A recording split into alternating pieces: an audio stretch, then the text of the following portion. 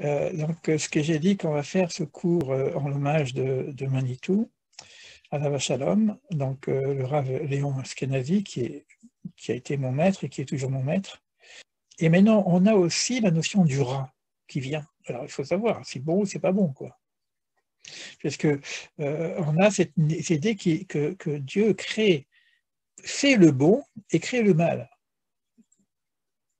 Il fait, c'est-à-dire dans l'action, dans notre réalité, tout ce qui est fait au niveau divin est bon, mais au niveau de la création, on a dit que ça commençait par Rocher, hein, au niveau de la création, il y a une volonté de mettre en place ce qu'on appelle le mal.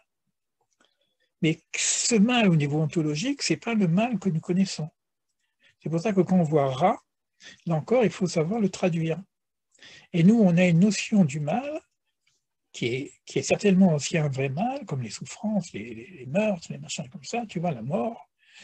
Mais au niveau ontologique et au niveau de la création, comme c'est créé du point de vue divin, ce mal ne peut être que bon. Vous comprenez l'articulation, hein? Donc, maintenant, ce mal tel qu'il est créé au départ, c'est la notion de recevoir. Il est nécessaire de recevoir la vie. Il est nécessaire de recevoir un enseignement. Il est nécessaire de recevoir un enfant. Donc, c'est du côté féminin. C'est pour ça que les gens qui vont traduire, bon, les féminins c'est rare, c'est mauvais, et le masculin, c'est top, c'est bon, parce que au niveau de la relation, l'homme donne et la femme reçoit, tu vois, mais c'est la femme qui enfante. Donc, elle va redonner derrière. Donc, il y a la notion du donner et du recevoir. C'est ça la notion du tov et ra qu'il y a au départ. Après, le problème, quand il y a une exagération au niveau du recevoir pour recevoir, ben c'est de l'égocentrisme pur.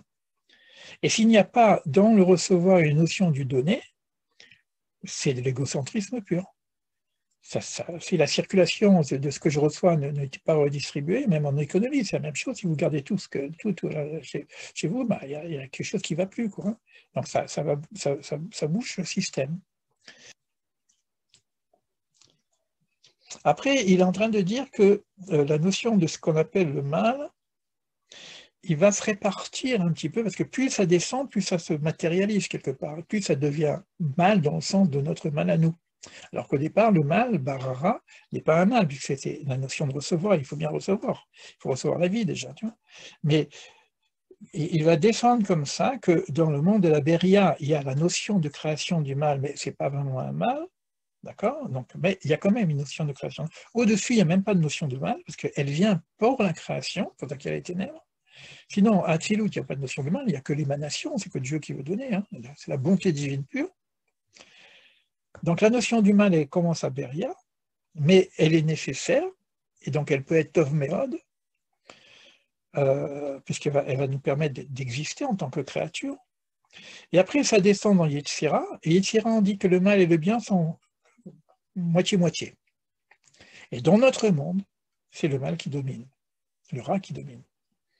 C'est le besoin de recevoir, le besoin de survivre, le besoin de manger le monde, etc. Et notre travail à nous, c'est justement de rééquilibrer cette notion du donner et du recevoir.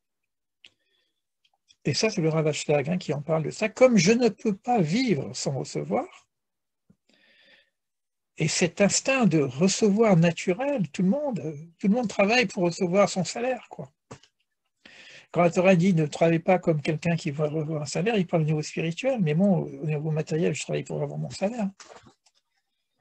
Alors il dit, il faut que tu reçoives pour pouvoir donner. Voilà, c'est comme la solution qu'on a quand on est un monde du recevoir, mais pour rééquilibrer la chose, remonter le tov, il faut être quelqu'un qui a besoin de recevoir pour réaliser le don de soi, le don. Voilà. J'ai lu un truc, un truc même par rapport à l'argent, hein, l'argent sacré, il faut être riche pour pouvoir donner.